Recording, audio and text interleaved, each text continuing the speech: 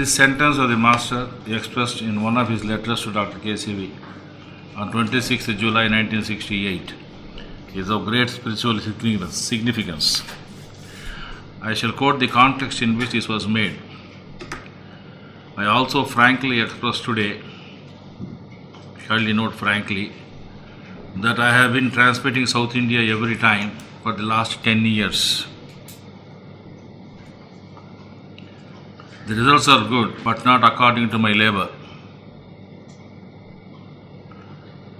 The case may be that they are mostly dogmatic instead of Godmatic.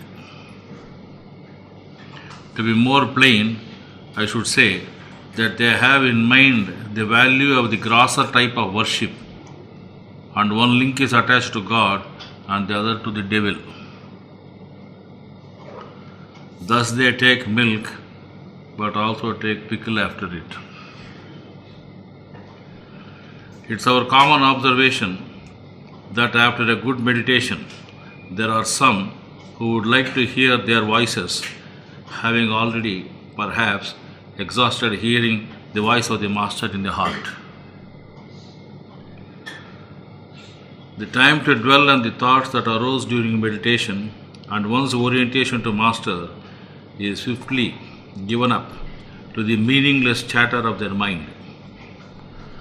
Though the Master's words of God and devil in this context may appear odd, if we take the words in a broader sense, it would mean the replacement of the opposites. I was accustomed to the custom of eating food followed by some good delicious sweet dish, and in the end eat something that is peppery and hot. That is the way the majority of South Indian festival eating is. A Muslim senior officer came to visit us when I was working at Vizag. As usual, the practice of eating sweet dish was completed. Then, when we were about to serve him something peppery, he exclaimed, "Why we are taking away the sweetness in his mouth?"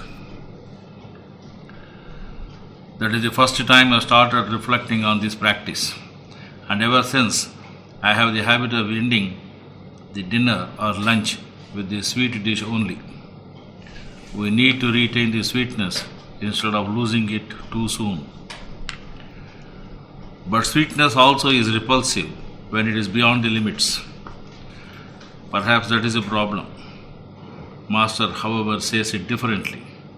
We seem to have developed a taste for the peppery that we prefer to mix it with sweet.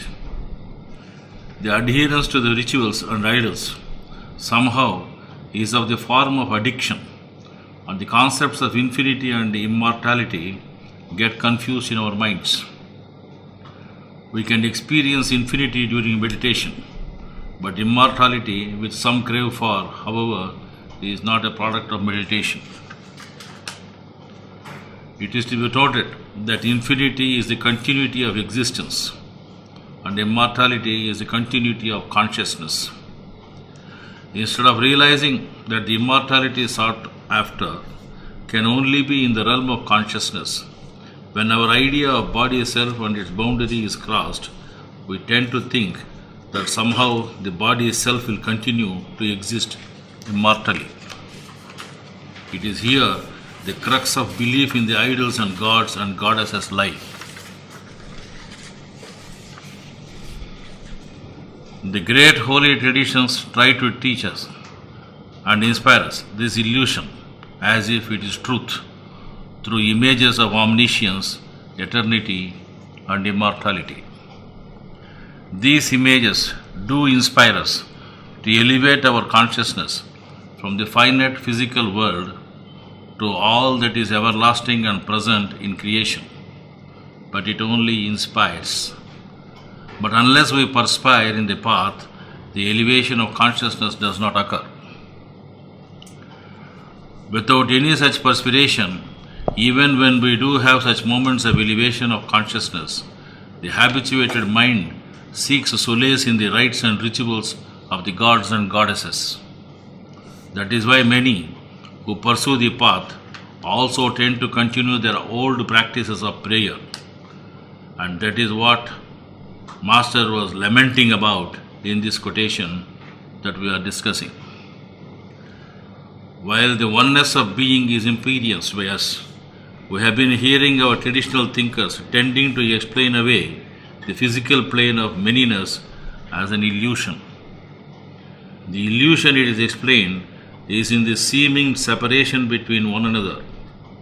However, it is undeniable that both the experience of the many and the oneness that is experienced are there.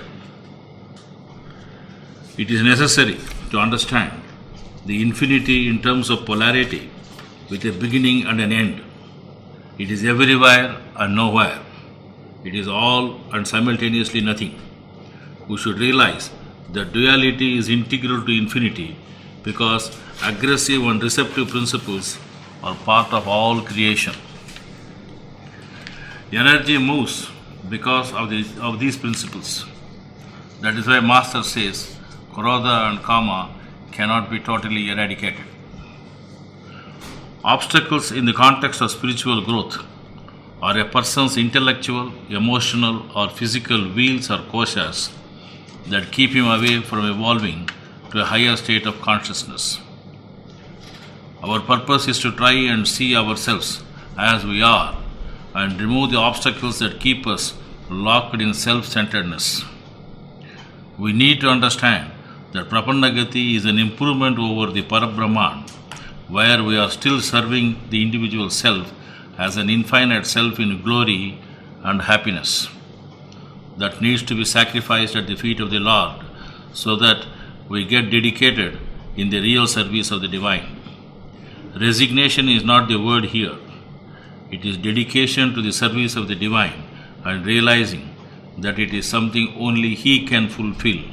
We delegate our capacities totally and leave ourselves at His disposal. Real surrender or Prapanna demands that we surrender to all existence, even as Master stated. Oneness perceived should lead to serving the many perceived as one. Real surrender is surrender to all, and surrender to all means a service to all. Oneness is perceived even at the first knot, but the meaning is gained only when we cross the Parabrahman and enter Prapannagati, where we start serving all with a feeling of not just fraternity, but because of a perception of divinity everywhere. There are, then, no deliberations about whom to serve, or when to serve, or where to serve. Service is the mode of living then. We may feel there is no scope to serve unless we are qualified in a particular profession to serve. But we can serve people in a much more subtle way than providing medical aid, food and shelter for the sick, hungry and homeless. By the grace of the Master, we have gained a perspective on life that has eased and enlightened our way, which we could pass on to others.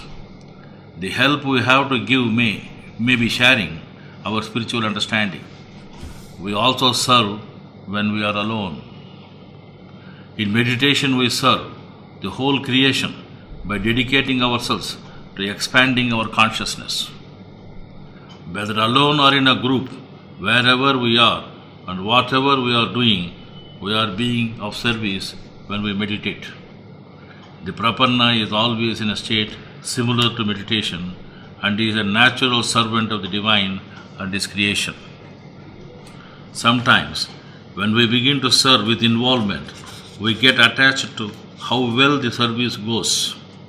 We do tend to worry about our service, and this is a fall from the state of Prapanna, where our being a doer erases our performance.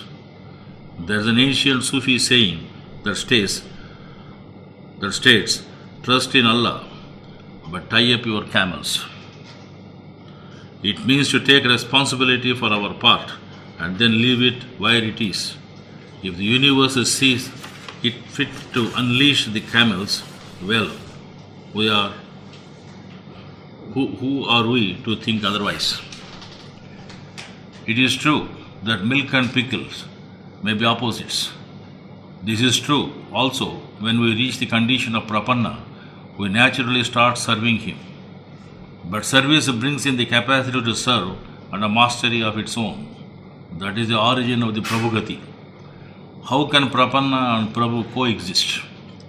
That is the point we realize when we come to the position of Prapanna Prabhu. Seers found it necessary to explore this duality, the pairs of opposites. Our lives for millennia have been spent in understanding good and evil, hot and cold, light and dark, science and spirituality. The great masters throughout time have brought to themselves the awareness of the light is the perfect union of Krodha and Kama, and we know that the origins of life are there. Any student of elementary science knows that when positive and negative vibes are brought together, there is a spark or light. Our master stresses the fact of our inner connectedness with infinite wisdom. Through his works and Pranahuti, he leads us and inspires us to experience and understand and enable us to grow infinitely. The problem of worship of forms, which hinders our progress, is really tough to tackle. Master expressed his anguish that in spite of his labor, not much progress is to relieve sincere and devoted disciples from the grass of forms of worship. But I think this problem is inherent in the nature of thought itself. Imperience of infinity is surely one that is formless. But we know every time there is a thought, there is a form. As a matter of fact, many of the educationalists believe that we should understand the thought from the form only, and the whole primary school education starts with pictures and forms of various objects and things. Form, it appears, is a must because in understanding the infinite, we come to know the infinite. The thought of numbers and their sequence is one of the preliminary ways of understanding infinity. Through experience during meditation, we learn that infinity is oneness with the Master, and we have complete awareness in our entire mind, his presence. The very nature of our mind, as Master puts it, leads us to this final conclusion, and it is the form of our mind which gets transformed from its gross form to the subtle and original that serves as the means for our awareness of infinity. But we get stuck with the attributes of the pure essence that the mind enables us to experience. We get impeded in our progress. I repeat, but if we get stuck with the attributes of the pure essence that the mind enables us to experience, we get impeded in our progress. This is a really slippery zone, and I had enough problems of crossing the attributive borders, attractive borders of the formless. This leap from the form to formless is the crux of overcoming the limitations of the Manomaya Kosha. Infinity is formless. How then can we comprehend infinity? We can never do that.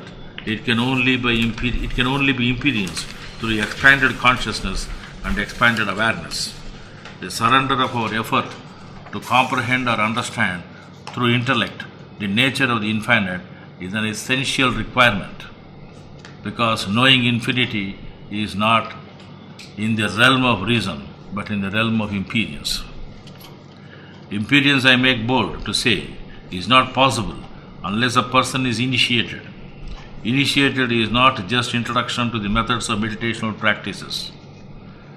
The aspirant who moves in the path and comes to the level of consciousness where he or she fully realizes the interdependence with the Master and accepts the Master in all respects alone gets initiated. An uninitiated person cannot see beyond his or her own vasanas or habits of mind and finds anything other than his habits as impossible. We may think that once the people are initiated into the spiritual states of consciousness, like the Parabrahman, there will be automatic awakening to the truth of their own being as a matter of natural progression. Unfortunately, it is not so.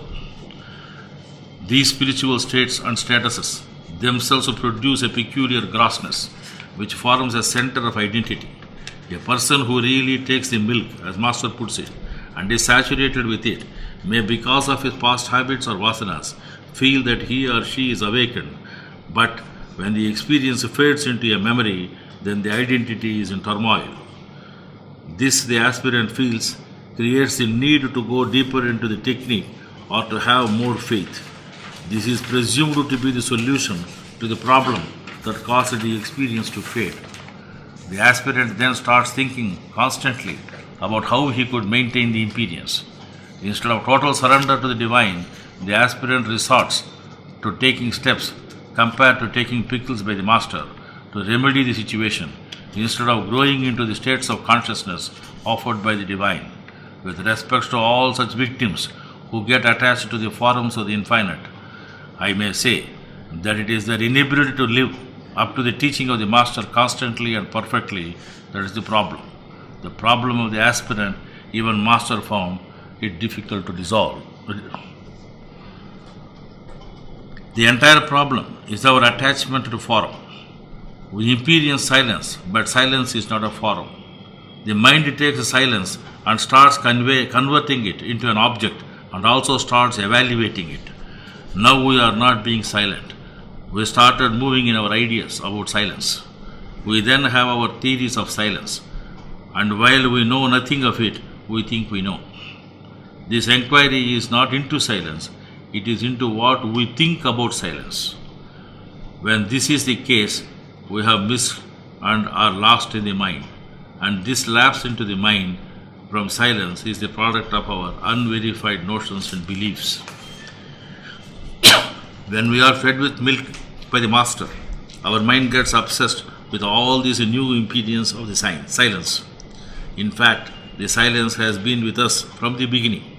It is we who were not noticing it because of our fixations on how spiritual events should be and trying to find meaning for our silence in the language that we know. That is where the mind plays all its jokes, and we remain away from the blessings of the master, though he confers it beyond measure. Silence does not limit us. Being is not an object to be grasped. It is what we cannot be without.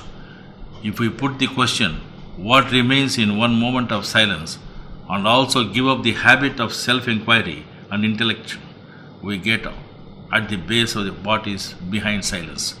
That is reality, and that is the essence. I thank you for providing me an opportunity to share my thoughts on one of the most enigmatic sentences of the Master. Pranam.